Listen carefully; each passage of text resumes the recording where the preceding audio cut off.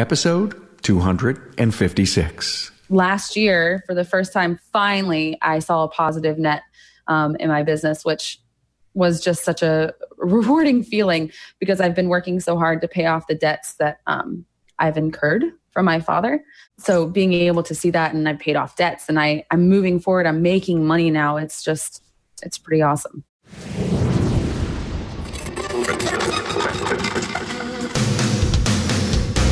Welcome, aftermarketers, to Remarkable Results Radio. Listen to learn just one thing from today's episode on your journey to remarkable results.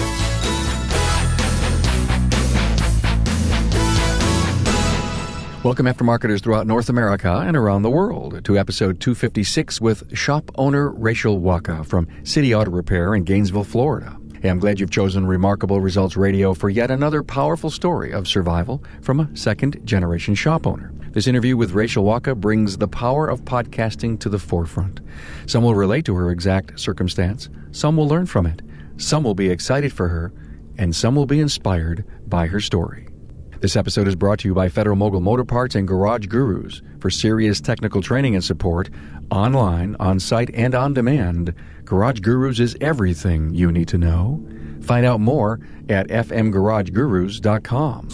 Hey, as a loyal podcast listener, I want to thank you for making the podcast a part of your learning strategy. The personal nature of podcasts delivers a one-on-one experience for you. Each interview in Town Hall Academy provides insights from your industry colleagues who are willing to share their insights and ideas so that we learn from each other. The educational value of Remarkable Results Radio is priceless. I can only hope that you find the inspiration to help you on your own remarkable pathway to success. Hey, always a lot going on with the podcast. Our very own listening app that was updated in July is available for download. If you do not have it, go to your app store or just go to remarkableresults.biz/app, that's APP, to download your free copy and have every episode at your fingertips. All Town Hall Academy Lives are repurposed to podcasts. If you're looking to dive into a single subject podcast forum with your industry peers, go to remarkableresults.biz/academy. Powerful lessons to help you affirm or confirm your processes, policies, or goals. Welcome new Facebook friends of the podcast, Reggie Smith, Susan Sweeney, and Mike Keegan. And new LinkedIn connections, Paul Heroux, Joseph Kincaid, and Leon Maryland. Thanks for every social connection you've made to the podcast. I have a convenient page with every social link at remarkableresults.biz/social. By the way, there's some great business coach interviews waiting for you to listen. Go to remarkableresults.biz and click on the Business Coaches series. Now meet 31-year-old Rachel Wacha, shop owner from City Auto Repair in Gainesville, Florida. She is also the president of the ASA chapter in Gainesville, Ocala, Florida. Rachel is a second-generation owner at such a young age. She's experienced a lot for a young person and yet has reached out for help from the industry. Rachel is a second-generation owner at such a young age. She's experienced a lot for a young person and has reached out for help from the industry. You'll find a powerful message, and Rachel shares a very honest and transparent view on how she has handled life's challenges. Also, hear her talk about joining the family business, her place on the service counter with zero experience, and doubling the business. Rachel also sees the positive in every challenge, advice on succession plans, and the value that ASA has had on her business. By the way, the show notes for this interview with Rachel Wacha is at remarkableresults.biz/E256. Now, here's the interview with City Auto Repair's Rachel Wacha. A warm welcome to Rachel Wacha from City Auto Repair in Gainesville, Florida. Rachel, welcome to the show. Thank you so much for having me, Carm. I can't wait to tell everyone all the great things they're going to learn from our interview, because this is going to be a really special interview. Glad to have a female shop owner on the show. And thanks to Joe McDonald from Jasper, who put us together. It was a great thing. Gainesville, Florida, the Gators, big college community. Do you market to the college kids? I did. It was something that I focused on for a little while. And then I found out that it's not the most reliable thing to market to. We have pushed on finding those customers that are going to stay with us for a lifetime. College kids come and go. They're not as reliable. They're not super great about maintaining their vehicles. And when things are broken, sometimes it can be very difficult for them. So we kind of steered away from that. And what's been great is that we worked really hard on our reviews and things like that on the internet. And so now their parents are finding us and their parents are sending these kids here. Yeah, that's what I was thinking about. You don't really want to rely on the college kids into your business model, but you still wanted to be sure when the parents looked for auto repair, they found you first. Absolutely. What did you do? Was it really a lot of hard SEO work? It was. I think it's all about finding the right people to help you grow your business. And I've been able to find some really good companies and been able to have them push, say, for example, getting customer reviews shortly after they leave my business, telling us how great of an experience they had. And those reviews, that's the word of mouth these days in our business, and they can make or break your business. Was there anything special that you did in working with the Gators to help promote the shop or to even work in the community of the college?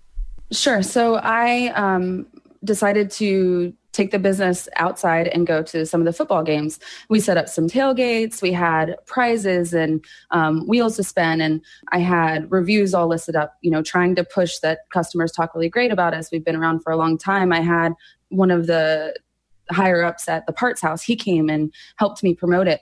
Got lots of trinkets and trash, however you want to word it, to give away. And what was surprising was actually how weary people were of coming to our tent.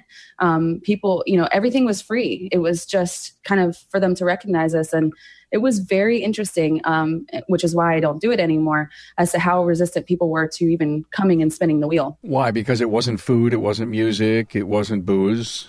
Yeah, probably. And I think that at the University of Florida, there's been lots of ups and downs. And I think that people have been taken advantage of. There was a time where there was a lot of credit card companies. I don't know if you were ever aware of that, but they would park outside and get all these kids to sign up these credit cards. And that turned into really horrible things. So I think that people maybe just have a bad taste in their mouth for that. So that didn't work out very well for me. Okay, so that didn't work. What about the faculty? Do you have a really good base of faculty that come to you? I do have some good faculty. I advertised, they have a local magazine called The Alligator, that we did that and did some promotions in there. And I mainly wanted to steer that towards the faculty because I then realized, okay, the students aren't who I need to focus on. I need to focus on the people that are consistently there, that work at the University of Florida, that have a better income, that, et cetera.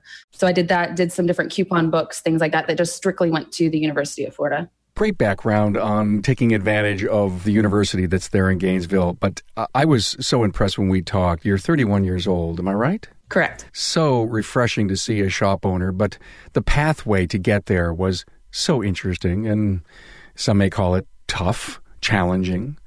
What was your background starting out? Well, in my early 20s, I have my aesthetics license. So I worked in spas and salons, doing skincare basically. And it was a great industry. I still love it. I still actually keep my license, so I can go back to it if I choose, which probably won't happen, but you never know. Love that industry. And then I got pregnant at 21. And I knew shortly after that I had to change my lifestyle. I had to live my life for my son. So I did insurance for about a year, wrote property and casualty insurance, and then I just really despised it. It wasn't something that I enjoyed doing whatsoever, but it kind of was a segue for me. And my father knew that I was unhappy, and he said, well, why don't you just come to the shop? And I just remember looking at him and saying, to do what? Drive customers? Like, I don't know how to work on cars. I really don't know much of anything about cars. So he's like, I don't know. I'll find you something to do. It's almost a warning sign, isn't it?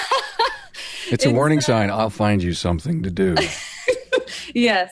Yeah. Well, and the good thing is my dad's such a compassionate person, and he wants the best for all of his children and everyone that's in his life. So I knew that it was an opportunity for me. I just had no idea what it was going to turn into. How many years ago was this? This was in 2010, so 7 years ago. So then once I got here, I figured out that I needed to work on cleaning up this place. It had been so run down. The building was from the 50s. It's a beautiful shop. It's 4,800 square feet. So we have a big facility. We have 9 bays, but it was so run down. There was just stuff everywhere. I mean, it's so hard for me to even explain. It was so dirty and run down. So I worked for close to a solid year on just cleaning up the place on my hands and knees, cleaning these floors and repainting everything and getting rid of all this trash. So Dad found something for you to do, but you actually discovered it. Absolutely. Got it. Okay. Do you think that's what Dad wanted you to do? Help me take the place into modern times? I don't think that he had any idea of who I truly was and what I was going to accomplish. Where is this driven force within you coming from? I would say my son. I knew that when I had him, that my life had to change and that I had to stop hanging out and making decisions that weren't putting me to the next level. I mean, I literally was on Medicaid. I was on food stamps. I had assistance for daycare for my son at 22, 23 years old. And I didn't want to live that life. That wasn't me. So I used that the way that I felt that I should. And then it pushed me into the next steps of being able to afford, 22 acres and work towards my goals and what I wanted to accomplish. Rachel, did you see going into the business as you were going to own it someday, or that it was just another step in your wherever my career is going time? Yeah, absolutely. I did not see this as a career. I saw it as an opportunity to get me out of what I was not good at and where I wasn't happy and possibly put me into who knows where. I really didn't have those thoughts. It was kind of, at that point in time, it was one day at a time for me. I was struggling, financially. And when you're struggling financially and you're struggling as far as work goes or, the other half of your life, that's really hard. It's really hard. So I was able to find some happiness in cleaning this place up and making it look the way that it should look. And then it just kind of put me on the front counter. So what happened was, again, I had been cleaning the place and making it look much better than it did. And at the time, my dad had a retired technician, I'll say, on the front counter. He was, so I can have you visualize it, he was about 350 pounds. He sat on a stool all day. He didn't get up unless he had to go to the cash drawer. He had a mullet. He dipped up front. He didn't acknowledge you when you walked in the door. He didn't say bye to you on the phone. It was almost, he made you feel that you were an inconveniencing him. So he was on the front counter. That was my dad's face of the business. So one of my dad's peers that had been in the industry a long time said, Fred, why don't you put her on the front counter? And he said, for what reason? She knows nothing about cars. And he said, that doesn't matter. She knows people. And I got on that front counter, and I remember the guy that was the service writer at the time, manager, he said, they won't come to you for a while. They all know me and you don't know anything, so they're going to want to talk to me. So you were both on there at the same time. And again, this goes back to someone seeing or recognizing something special inside of you, went to your dad, who obviously didn't see it. It was definitely a leap of faith for my dad as to put me on that counter. But at the time, we were only doing about $30,000 a month. So in my opinion, I don't think it was that big of a risk at the time. And it got to the point, there's two computers up there, and Mitch was closer to the door in the front.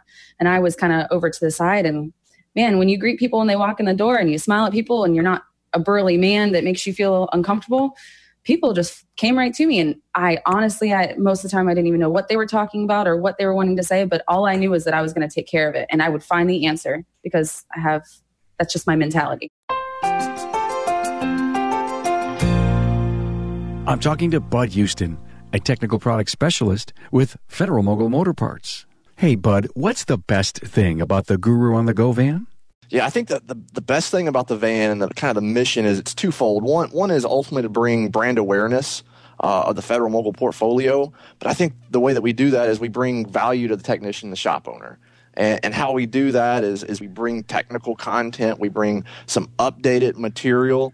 And once they see that I care about their operation, their reputation, and their qualifications, one, they're built up, but two, they really, at that point, listen to what I have to say about the brands, and it's built, the relationship is built on a mutual benefit. So you bring technical stuff and you bring product specific. Yeah, me personally, I'm super technical background. So anytime I'm doing a lunch and learn or a van visit, training session, it's typically 90% technical, 10% product. Any new Moog products that are getting good reviews? Yeah, one that's recently released is the Dodge Ram 25 and 3500 complete steering assembly. It's inner and outer tie rod ends and drag link pre-assembled.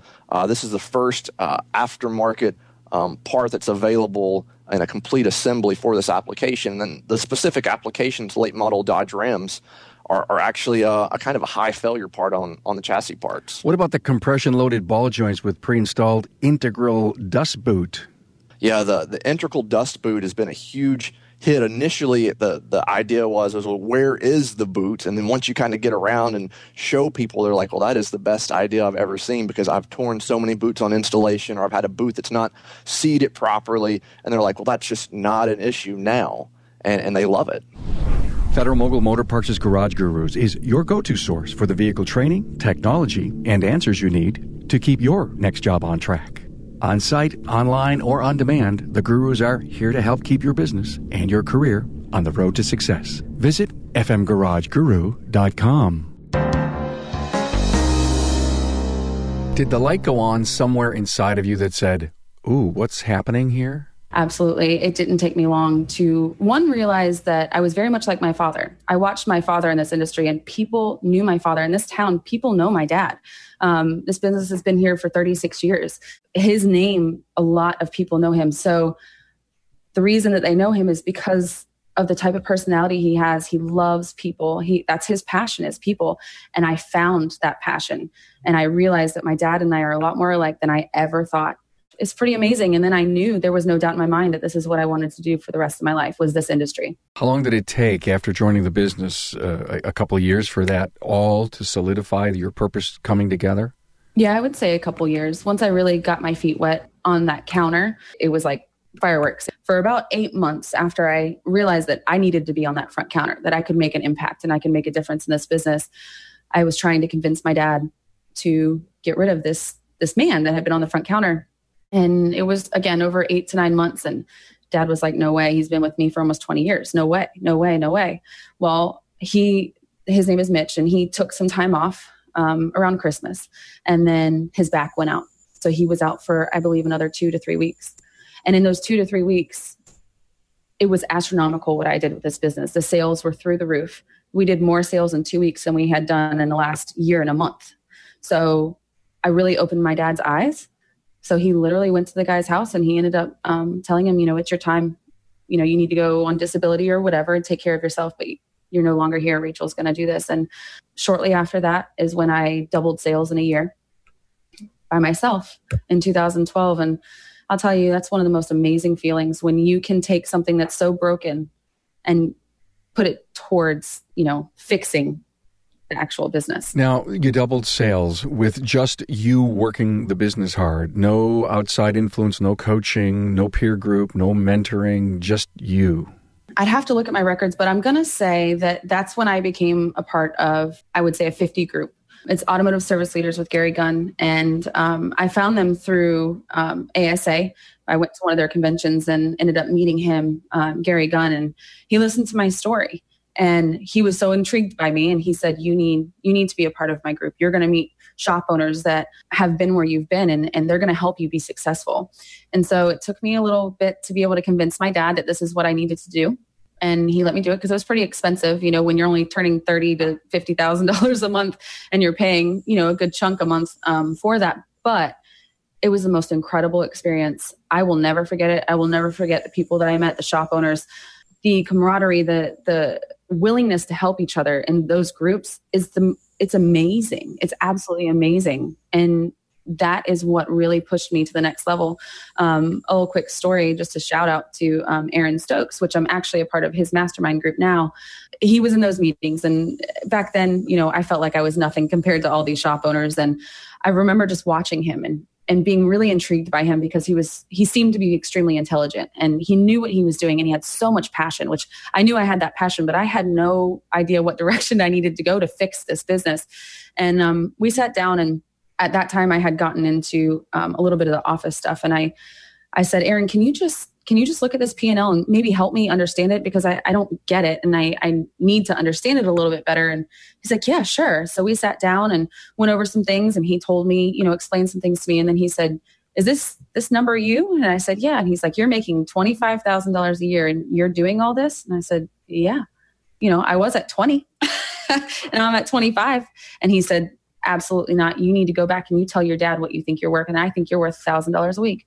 That was a big turning moment for me as far as confidence in this industry, because someone that I looked at so successful and he was doing so many great things believed in me.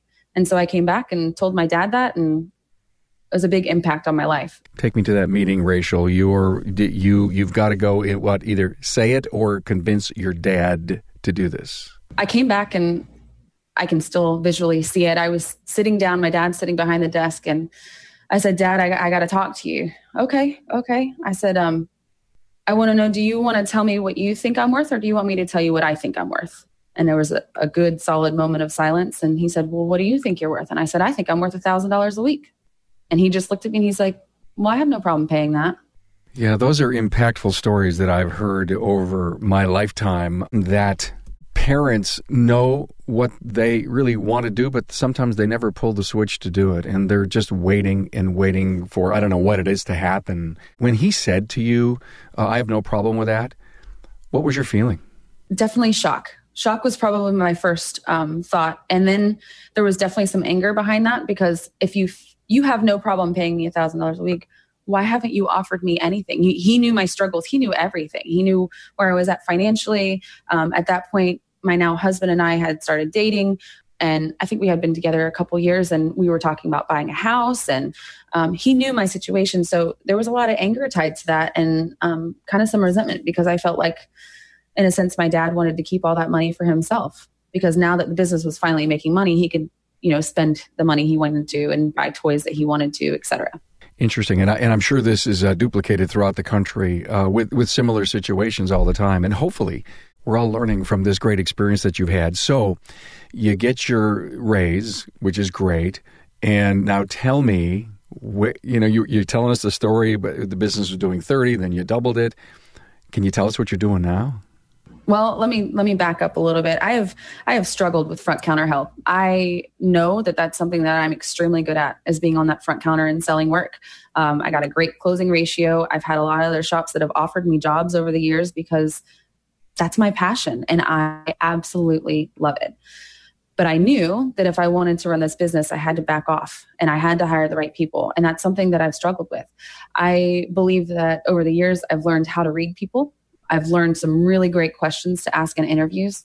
I've learned to put my heart and soul in people. And if they fail, then they're not going to be here, and they'll be gone shortly.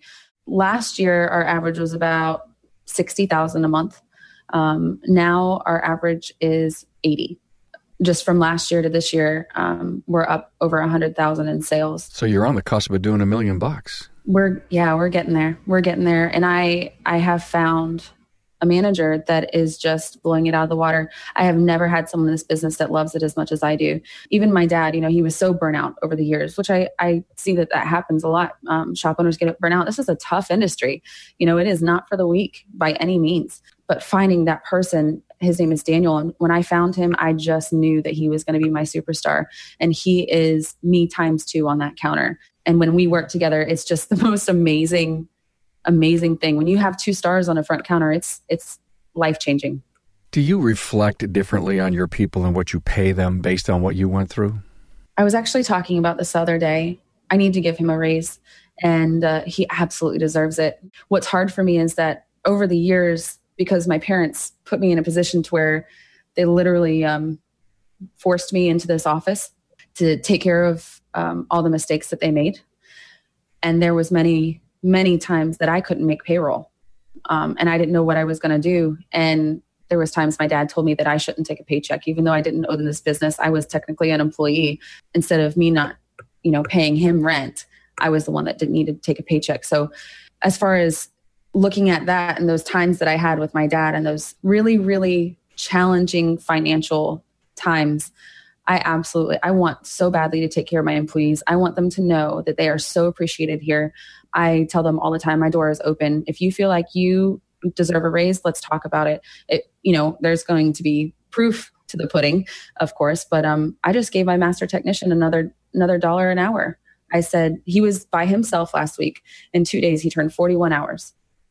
He's incredible. He is absolutely incredible. And he has been here October. He'll have been here 30 years. And he is just a superstar as well. Is he one of the people that you've hung on from, Dad's early days? Yes, he's the only one. Everyone else I fired, the first man I fired, he had been here 17 years. I learned then that it's not a discussion when you fire someone, because that was a 20-minute discussion. It was so emotional. I literally went in the bathroom, closed the door, and cried for about a minute, walked out, sucked it up, and said, it's time to move forward. He was holding us back for our next step. We have to move forward. That was a hard one. I'll never forget that. And I was mad at my dad because I had to do it. He couldn't do it. My dad was really bad about that. You know what I see and I sense as a people person and how you see and read people, both on the customer side and your employees. Tell me about what have you done, Rachel, to become a better leader? I use a lot of quotes. I find different things that I focus on. I have also learned to absolutely surround myself with people that are like or better than me. And what that's done for me, has pushed me to the next level of leadership. Whenever I'm down and I'm hurting and I don't want my employees to know it, I want to just go in a hole and cry because there's so many challenges. I call one of those people that I know that I have, in my phone, and I say, I need that pep up. I need that push to get me to where I need to be in that leadership role. And having those people is pretty incredible. You were saying earlier that you just love to observe people. Have you learned a lot just observing people in the industry? Absolutely. You have a couple different segments of people. You have the shop owners that were mechanics that are shop owners now, and they don't want to change. They don't want to move to that next level, and they don't realize there's certain things that they need to do, mainly not putting their face on the counter. They need to put someone else on the counter. And then you have other shop owners that are just ready for that change every year. They're into the technology and pushing forward and pushing their people forward. And you have the people that love their people like I do and want their people to do the best that they can possibly do. So watching these shop owners and seeing, I have a thing right here. It says, change is the only constant in life. Change is the only constant in life. You have to push yourself every single day to the next level. But when you read those quotes, you turn them into a purpose, you turn them into an action, you turn them into a belief. Absolutely. And I relate it to my employees. I sit and I have heartfelt conversations with my employees, and there's times on their paychecks, I write a little quote or I write something special just for them, because to me, those little notes, it's kind of like your husband or your wife leaving you a little note, in the morning. It's a great start to your day. Yes, I do try to turn in little quotes and little things here and there into using them into different parts of my life. Thank you for those great ideas. We have to start writing notes to each other more often. I just love that idea. So a challenge to the listener, just write a note tomorrow. Son, daughter, just doesn't matter. Write a note. Wow. So did you learn how to read a P&L? Oh, man. Yes, I did. And I will say, being a part of those groups, being able to call different people, it has helped me understand P&Ls. Now I'm like, oh, yeah, I got this. I understand why it was so difficult, because it's so many numbers jumbled together and it's pure craziness. But now I get it. Last year, for the first time, finally, I saw a positive net in my business, which was just such a rewarding feeling, because I've been working so hard to pay off the debts that I've incurred from my father. So being able to see that, and I've paid off debts, and I'm moving forward, I'm making money now. It's pretty awesome. Well, good for you. When did you end up buying the business? January of 2016. It took me 2.5 years. What, to put a succession plan together? Oh, no. We rewrote that. My poor attorneys rewrote that so many times. It was my father. He didn't want to pay taxes. He wanted it set up the best for him. And of course, my goal is I want it the best for me. Of course, I want to take care of my parents, but I have to know that this is a business. It's not a relationship like a father-daughter relationship. It's a business. And many times I've had to tell my dad, I'm your business partner. That's how you need to look at me. Although I wasn't an actual partner, I just did all the dirty work. That father-daughter relationship had to be broken at the shop. So it took me 2.5 years. Actually, the story behind that is I was so fed up and tired with my dad that I had this company that I didn't know it, but 3 months into me writing service at the beginning of the shop, they've been watching me. I went and they were in Jacksonville, and I went to their shop, and I got to see how they run businesses. They have, I believe, 8 or 9 shops now. Great company. And I was at a point with my dad that I said, I think that you need to let them buy you out, and I'll work for them, and they're going to open 3 shops here, and I'm going to run those stores. It was a really tough decision, but I was so burnt out and I was so tired of dealing with my dad that I felt like this was the next step for me. My husband didn't really believe that it was the right step for me. And one other person who was one of my sales vendors, he and I had developed a relationship. He was one of my cheerleaders, that was supporting me throughout. I had committed that I was going to go with this company, and my dad and I had talked to them. They, started talking numbers and things. And then at that point I hadn't signed anything, but this guy, Brian, he knew my plan, what was going on. And he said, why are you going to do this? Why can't you just do this yourself? Why can't you just buy your dad out and do this yourself? And I'm like, I just don't know that I can do it. And he said, well, what if I do it with you? And I said, what? And he's like, what if I'm your business partner? What if it's 50-50? I probably said a few choice words I won't say on here, but I was in shock. And I sat back, cried, thought about it, talked to I think he was my fiance at the time, and prayed a lot about it. I decided to tell this company that I wasn't going to go with them, that I was going to try to do this on my own. They were, of course, upset, but I knew it wasn't about them. It was about me. We did that. So Brian came and started working here. I actually got pregnant with my daughter. And then it was trying. We had 3 banks turn us down. My dad has put this business in so much debt, this building in so much debt, that it's very difficult. Even though we had money to put up front, it's very difficult for banks to want to incur that debt as well. So after the 3rd bank turned us down, we had some ups and downs, Brian and I did, and I was pregnant at the time. He told me this wasn't for him anymore. And I said, okay. And again, I was pregnant. I was due in 6 weeks. And I had no one else on that front counter besides me and him.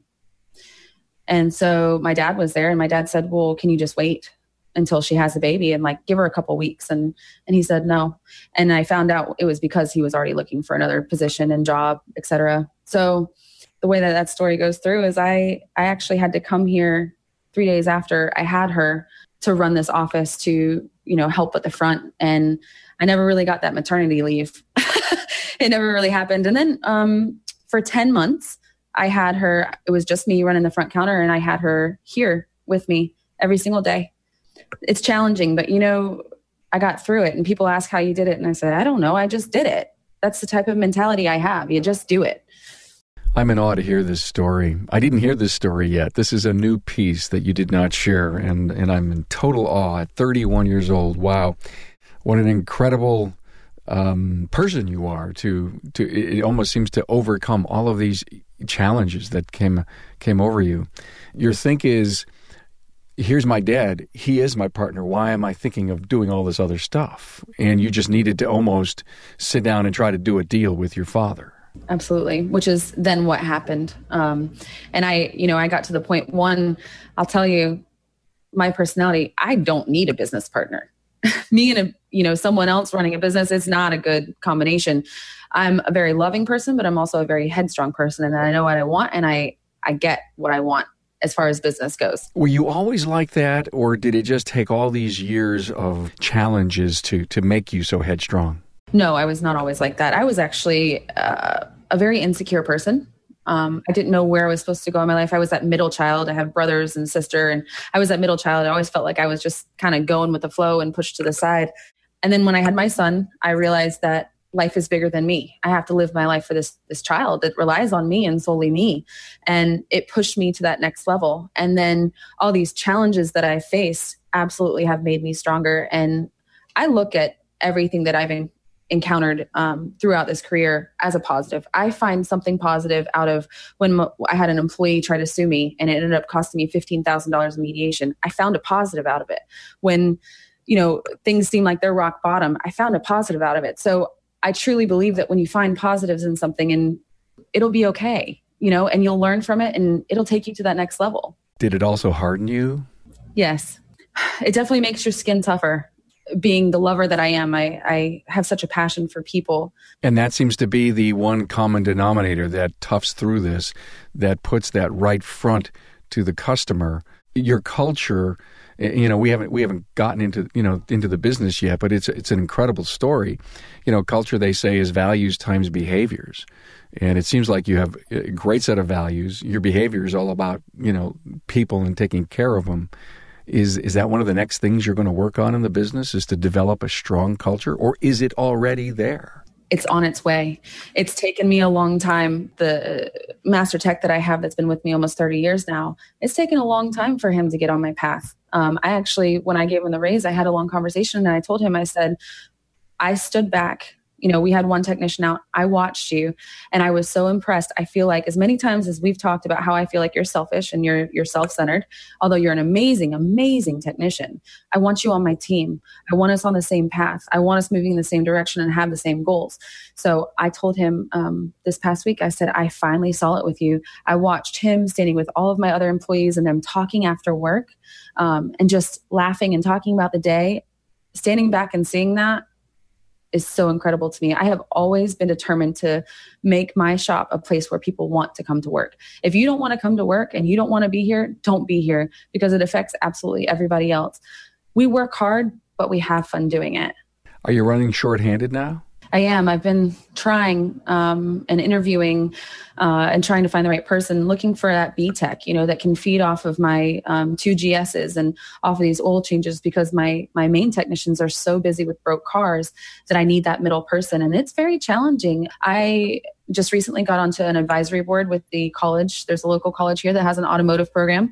And actually, I just got a call from him yesterday. He wants me to come in and speak to his students next month. There's another college that I'm working on getting into in Jacksonville that's pretty amazing automotive program. So I think that that's where here locally, I don't know about everybody, but I think that's where we need to go, is find these kids and show them that they don't need to be going to necessarily the dealers. They can come to these independent shops and have great experiences too. Totally agree. And I'm so happy to hear that. Today, actually the day we're recording, I'm going to my first vocational college advisory meeting too. Now, I had been on this same board about 20 years ago, but they've accepted my application. So I'm going, I'm excited, and I'm happy that you're doing it too. And I know great things are going to come of it, not only in the opportunity to find people, but in you becoming an evangelist and getting up on the soapbox and spreading the word of the strength of the independent. Absolutely. And the positive side of me too is that I have such a big voice. People always know where I'm at whenever we're at meetings and things like that. I'm very boisterous and I'm very open, and I believe that you should be that way. It's kind of a joke. Everybody says, well, we always know how Rachel feels because I'm very boisterous. Sometimes I want to stick my foot in my mouth, but most of the time it actually is a benefit to me because, like, for example, them calling me and wanting me to speak, they have 15, 20 other shop owners that they could call that they know probably better than they know me, but they saw how intrigued I am by this program and how much I want to be a part of this program to help our kids, our future employees be successful. So much going on with you. I can't imagine what your to-do list or your vision list is like. What are you working on? Oh, goodness. Right now, I'm actually working on reorganizing my office. So it was bright orange. The Florida Gators are bright orange and bright blue, beautiful colors together, but not in an office.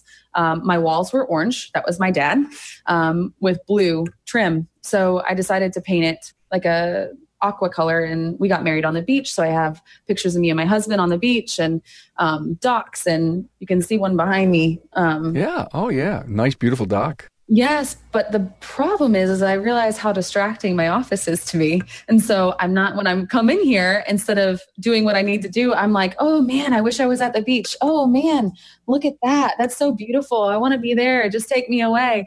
And that's not what I need to have in my office. So that's one of the things I'm actually working on right now, is because we're so busy and I need to move to these next levels.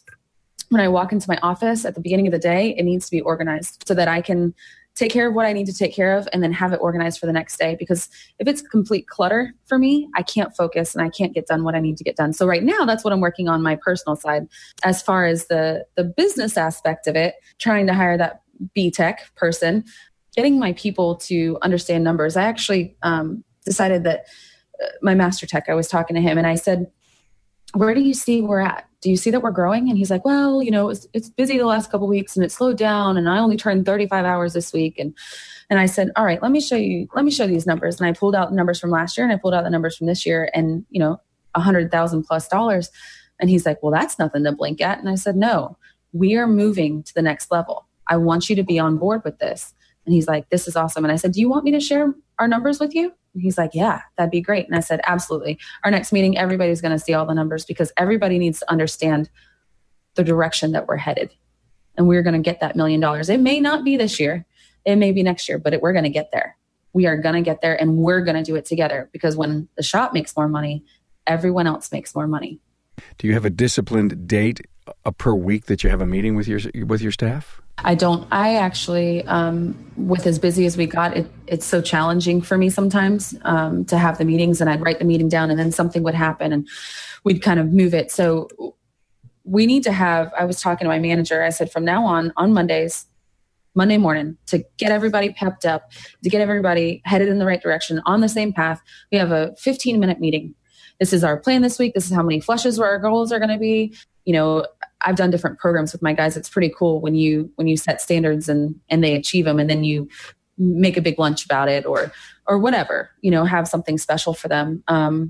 So my plan is to have Monday early morning meetings, and then once a month have our group meetings where we talk about things that we all as a group need to work towards. Excellent stuff. Give me 5 adjectives that describe you. Feisty, compassionate, determined. Feisty, compassionate, and determined. I'll take them. Any advice for second and third generation families that are looking to build and create a succession plan? I would say find those groups. Learn that you have to surround yourself with people that are like or better than you. And when you do that, doors open for you. When you find other shop owners, other shop owners, get a part of ASA groups, find those 50, 20 groups, have other shop owners have your back. And when you do, and you can call them on a dime and ask them absolutely anything, you will become more and more successful. Good advice. Hey, how are you involved with ASA down there? Well, I became the president down here for the Gainesville, Ocala area. It kind of had ASA here in Florida had kind of dwindled down and it's become very small. So, again, my big mouth, when they invited me to the Florida board meeting, got me in. They said, hey, you'd be really great at the president of the Gainesville, Ocala area. I'm like, oh, okay. Man, foot insert in the mouth. But it has turned out to be such a cool thing. I have the guys that have been coming so far. I've had about 11 shops and they're all more my dad's generation. Some of them a little younger, and every single one of them come up to me and they are just so thankful that I have the passion for doing this. They're so thankful for us to get together and to support each other because there's enough business for all of us. You know, we have to stick together and support each other. And we've actually even got to a point now in ASA where we write down our tools, you know, the different scanners we have and certain things. So we know, hey, let's share this. We can call, you know, this person and borrow this tool. So ASA is a really, really incredible program. And it helps with the camaraderie of, you know, there's a lot of competitiveness in our industry, a lot of egos. We are actually so much stronger when we're together than we are when we're by ourselves. We had an academy on this exact subject, and we all walked away with one word: being interdependent on each other, and not dependent and not totally independent, but interdependent. One of Stephen Covey's principles in the 7 Habits of Highly Effective People. I have so enjoyed this. I learned a lot.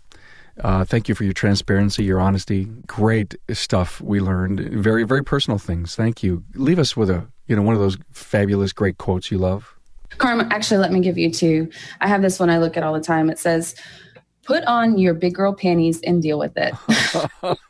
So that has helped guide you for these last 5 to 6 years. Well, you know, you got to have fun. And, you know, it makes me smile. But no, seriously, here's a good one. As long as you've got passion, faith, and are willing to work hard, you can do anything you want in this life. Wow, a lot there. Hey, Rachel Wacha, City Auto Repair in Gainesville, Florida. Thank you so much for sharing your story. Thank you so much for having me, Carmen. I can't wait. Hopefully next year I'll be calling you and letting you know I've hit 1 million and we can talk about it. Thank you, Rachel Wacha, for sharing your story and how you've met the call for every one of your life's challenges. I'm excited for you as you look for every opportunity to build your business. Rachel's extended bio and episode talking points are at remarkableresults.biz/E256. And thank you for joining us and your support of the Aftermarket's premier podcast. I know you're finding a treasure trove of learning opportunities and wisdom in the podcast archives that include the individual interviews and the Town Hall Academy single subject forums. If you have any questions or comments, email me at carm@remarkableresults.biz or head over to the contact page on the website. We help spread the word only when you share the podcast link or the remarkableresults.biz website with your industry peer or colleague. There's plenty to go around and help lift all aftermarket ships. Hey, go ahead, share my Facebook page, Twitter account, or LinkedIn posts. The richness grows because you help ripple the waters of remarkable results. Hey, thanks for your support. Thanks for being on board to listen and learn from the premier automotive aftermarket podcast. Until next time,